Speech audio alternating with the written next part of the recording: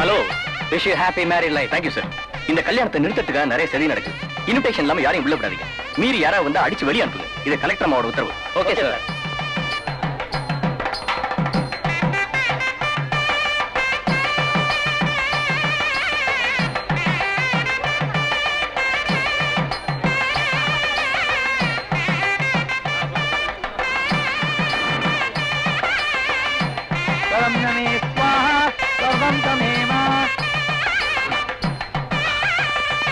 யார் நீ?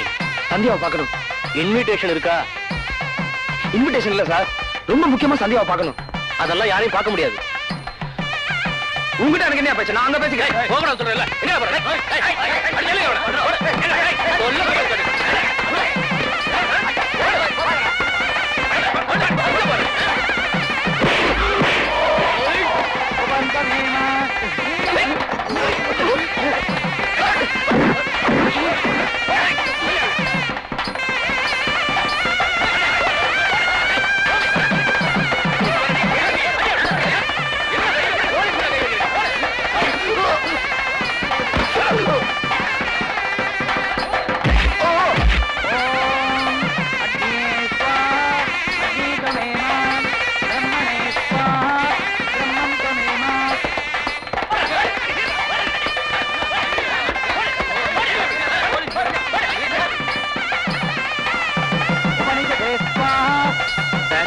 முகூர்த்த நேரம் நெருங்கிடுச்சு. தாலி கட்ட போறாங்க. இவனை தூக்கி வெளியே போடுங்க. வாங்க.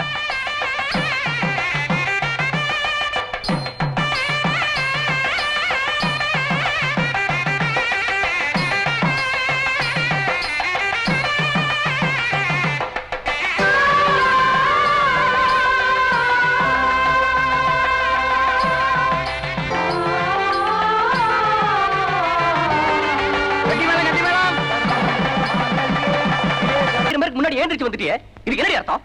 இந்த கல்யாணத்துல எனக்கு இஷ்டம் இல்லன்னு அர்த்தம். ஏன் இஷ்டம் இல்ல? ஏனா ஐஏஎஸ் படிச்சிருக்கிற ஏ ஸ்டேட்டஸ் எங்க? ஆஃப்டர் ஆல் பிஎஸ்சி படிச்சிருக்கிற ஓ ஸ்டேட்டஸ் எங்க? ஏமா ஸ்டேட்டஸ் பார்க்க இதுவா நேரம்? உங்க கௌரவ பிரச்சனைல அனாவசியமா கல்யாணத்தை நிறுத்தாதீங்க. அதெல்லாம் பார்க்க முடியாதுங்க.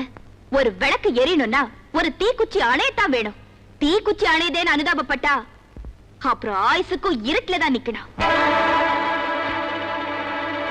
கல்யாணத்துக்கு இஷ்டம் இல்லனா அப்புறம் எதுக்கு சம்பவிச்ச? எதுக்கா?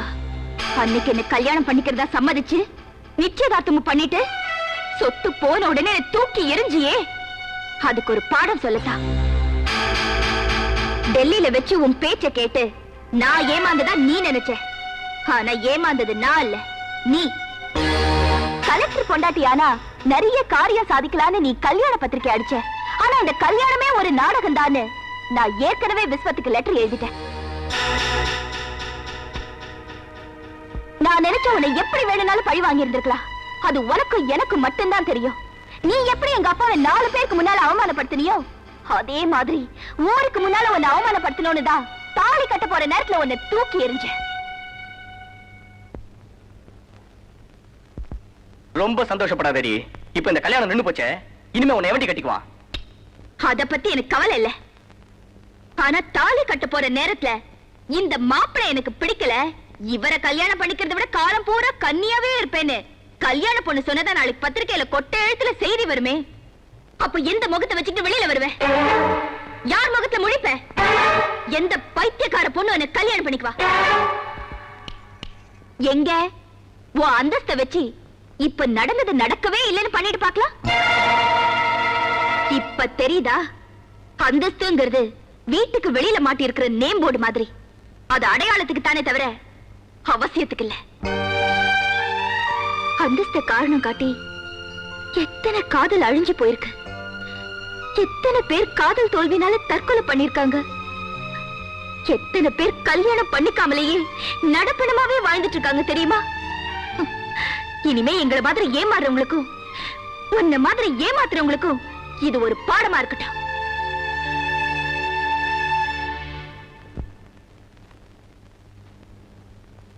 நல்லாரு நல்லாரு. Wish you all the best.